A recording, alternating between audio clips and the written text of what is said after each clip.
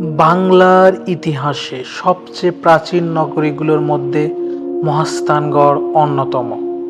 চারদিকে ভাঙা ইট, ধ্বংস হয়ে যাওয়া প্রাচীর, মাটির নিচে চাপা পড়ে থাকা হাজার বছরের স্মৃতি। প্রথম দেখায় জায়গাটা হয়তো আপনাকে খুব সাধারণই মনে হবে, কিন্তু এই নিস্তব্ধ ধ্বংসস্তূপের বুকেই লুকিয়ে আছে এমন একটি রহস্য, যেটা শত শত বছর ধরে মানুষকে বিস্মিত করে চলে আসছে। একটি কূপের রহস্য, একটি কূপ যার পানি নাকি মৃত মানুষকে আবার জীবিত করে তুলতে পারত। হ্যাঁ, শুনতে অবিশ্বাস্য লাগছে, আমারও লেগেছিল। কিন্তু আশ্চর্যের বিষয় হলো, আজও মহাস্থানগড়ে গেলে স্থানীয় অনেক মানুষ এই গল্প আপনাকে বিশ্বাসের সঙ্গেই শুনিয়ে দেবে। এই কূপের নাম জিয়তকুণ্ড। লোকে মুখে প্রচলিত আছে এই কূপ শুধু অসুস্থ মানুষকে সুস্থ করত না, যুদ্ধক্ষেত্রে নিহত সৈন্যদেরও নাকি ফিরিয়ে আনত জীবনের আলোয়। কিন্তু প্রশ্ন হলো, একটি কূপ কি সত্যি মৃত্যুকে হার মানাতে পারে, নাকি এর পিছনে লুকিয়ে আছে অন্য কোনো সত্য? আজকের ভিডিওতে আমরা খুঁজে দেখার চেষ্টা করব সেই রহস্য। চলুন ফিরে যায় কয়েকশো বছর আগের মহাস্থানগড়ে, যখন এই ধ্বংসস্তূপ ছিল না, ছিল একটি ব্যস্ত নগরী। দুর্গের প্রাচীরে প্রহরীরা পাহারা দিত, বাজারে মানুষের ভিড় লেগে থাকতো, রাজপ্রাসাদে চলত প্রশাসনের কাজ, আর এই পুরো রাজ্যের শাসক ছিলেন এক শক্তিশালী রাজা। তার নাম রাজা পরশুরাম। লোককথা বলে তিনি ছিলেন সাহসী, প্রভাবশালী এবং যুদ্ধে দক্ষ একজন শাসক। তার সেনাবাহিনী ছিল সুসংগঠিত, তার দুর্গ ছিল দুর্ভেদ্য, কিন্তু মানুষ বিশ্বাস করত তার সবচেয়ে বড় শক্তি এগুলোর কোনোটাই নয়। তার সবচেয়ে বড় শক্তি ছিল একটি কূপ, জিয়তকুণ্ড। রাজপ্রাসাদের কাছেই ছিল এই কূপ। প্রথম দিকে এটি সাধারণ পানির উৎস মনে করা হতো। রাজপরিবারের সদস্যরা এখান থেকে পানি সংগ্রহ করত, সৈন্যরাও এই কূপের পানি সংগ্রহ করত। কিন্তু সময়ের সঙ্গে সঙ্গে কূপটিকে ঘিরে ছড়িয়ে পড়তে শুরু করে অদ্ভুত সব গল্প। কেউ বলল এই পানিতে রোগ সেরে যায়, কেউ বলল বহুদিনের অসুস্থ মানুষকে সুস্থ হয়ে ওঠে, আবার কেউ দাবি করল মৃত্যুর মুখ থেকে ফিরে আসা মানুষের পেছনে রয়েছে এই কূপের রহস্য। প্রথম দিকে মানুষ হয়তো এই কথাটাকে গুজব ভেবেছিল, কিন্তু ধীরে ধীরে একটি ভয়ঙ্কর লোককথা চারদিকে ছড়িয়ে পড়ে, আর সেটাই বদলে দেয় সবকিছু।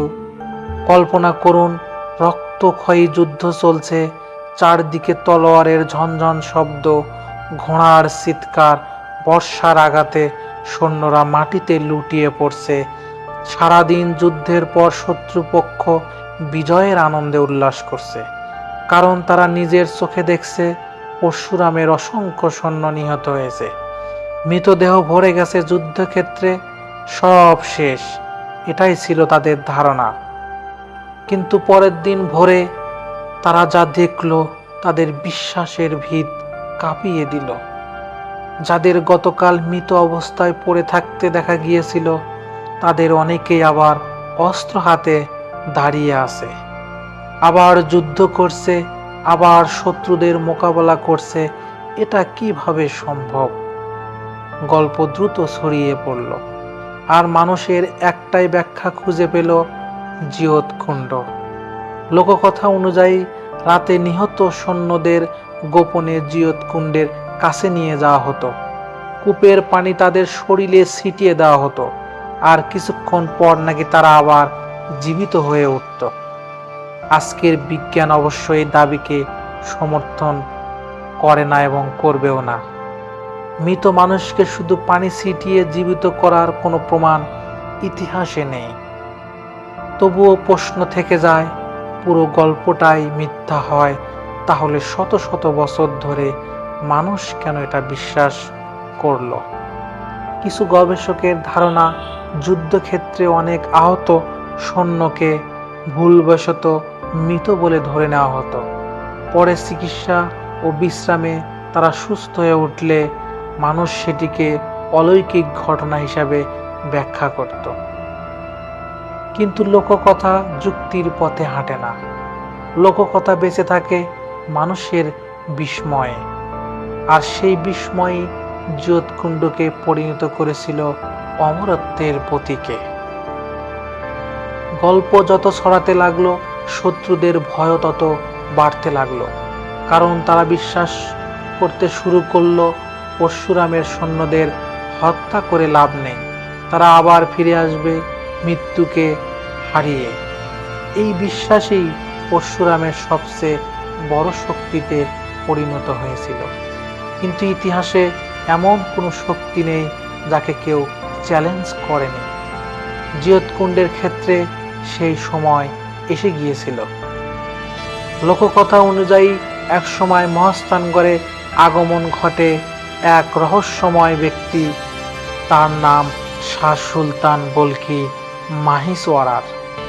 আজ মহাস্থানগড়ে তার মাজার রয়েছে, হাজারো মানুষ সেখানে যায়, কিন্তু তাকে ঘিরে রয়েছে অসংখ্য কিংবদন্তি।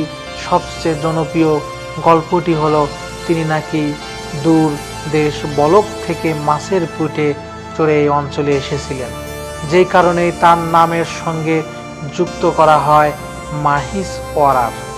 ঐতিহাসিক প্রমাণ না থাকলেও লোককথায় এই গল্প অত্যন্ত জনপ্রিয়। গল্প অনুযায়ী মহাস্থানগড়ে এসে তিনি মানুষের মুখে মুখে জিয়তকুণ্ডের কাহিনী শুনতে পান।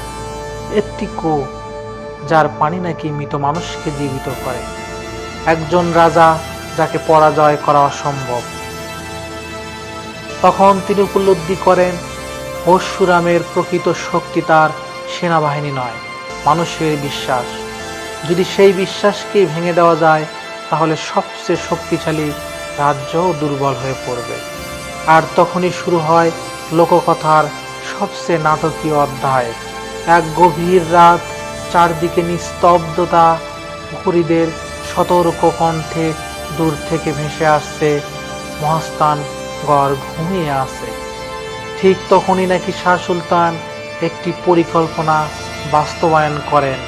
লোককথা বলে তিনি একটি চিল বা ঘুড়ির বা পাখির মাধ্যমে গরুর মাংসের এক টুকরো জিয়তকুণ্ডের ভেতরে ফেলিয়ে দেন। শুনতে সাধারণ ঘটনা মনে হতে পারে, কিন্তু সেই সময়কার সমাজে পবিত্রতা এবং অপবিত্রতার ধারণা ছিল অত্যন্ত গুরুত্বপূর্ণ।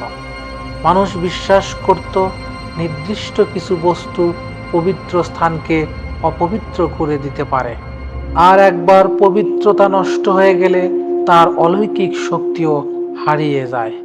লোককথা অনুযায়ী জিয়তকুণ্ডের ক্ষেত্রে ঠিক সেটাই ঘটেছিল। সেই রাতেই নাকি শেষ হয়ে যায় কূপের রহস্যময় ক্ষমতা। তবে একটা জিনিস মনে রাখতে হবে, এই ঘটনার কোনো ঐতিহাসিক প্রমাণ বা দালিলিক প্রমাণ নেই।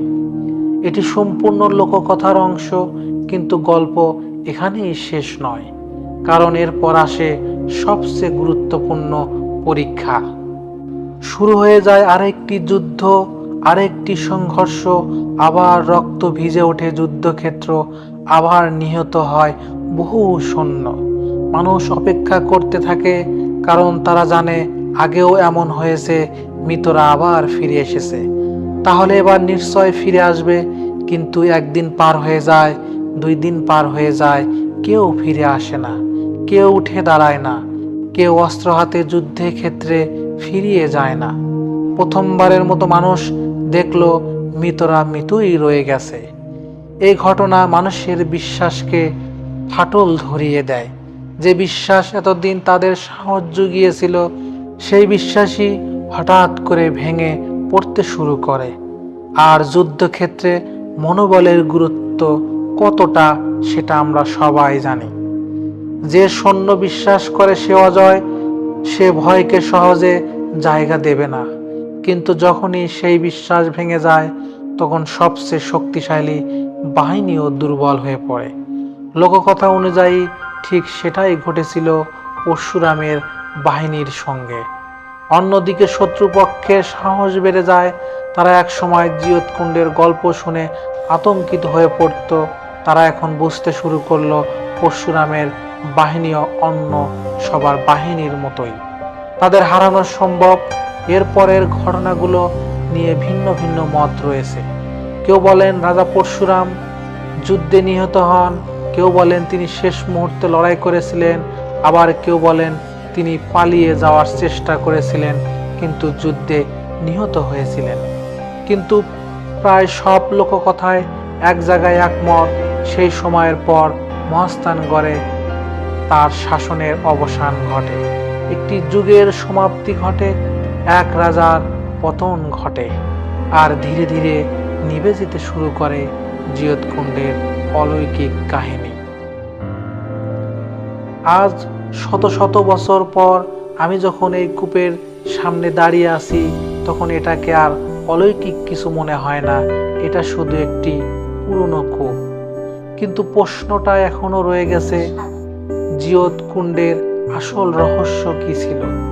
এটা কি শুধু মানুষের কল্পনা, নাকি যুদ্ধক্ষেত্রের ভুল বোঝাবুঝি, নাকি সত্যি এমন কিছু ঘটেছিল যার ব্যাখ্যা আমরা আজও খুঁজে পাইনি? হয়তো আমরা কখনোই এর নিশ্চিত উত্তর জানতে পারবো না, কিন্তু একটা বিষয় নিশ্চিত, জিয়তকুণ্ডের গল্প শুধু অলৌকিকতার গল্প নয়, এটা মানুষের বিশ্বাসের গল্প, মনোবলের গল্প, ভয় আর আশার গল্প। কারণ অনেক সময় একটি জাতিকে জিতিয়ে দেয় তার অস্ত্র নয়, তার বিশ্বাস। তাই আজ আপনাদের কাছে প্রশ্ন রেখে যেতে চাই, আপনাদের কি মনে হয়, জিয়তকুণ্ড কি শুধুই একটি প্রাচীন কূপ, নাকি এর গভীরে সত্যি লুকিয়ে আছে এমন কোনো রহস্য যার উত্তর আমরা এখনো খুঁজে পাইনি? আপনাদের মতামত কমেন্টে জানাতে ভুলবেন না। ভিডিওটি ভালো লাগলে লাইক দিন, শেয়ার করুন এবং ইতিহাস এবং রহস্যভিত্তিক আরও ডকুমেন্টারি দেখতে আমাদের চ্যানেলটিকে সাবস্ক্রাইব করুন। আমি বিদায় নিচ্ছি, আবার দেখা হবে ইতিহাসের আর একটি অমীমাংসিত রহস্য নিয়ে। ততক্ষণ পর্যন্ত ভালো থাকবেন। আল্লাহ হাফেজ।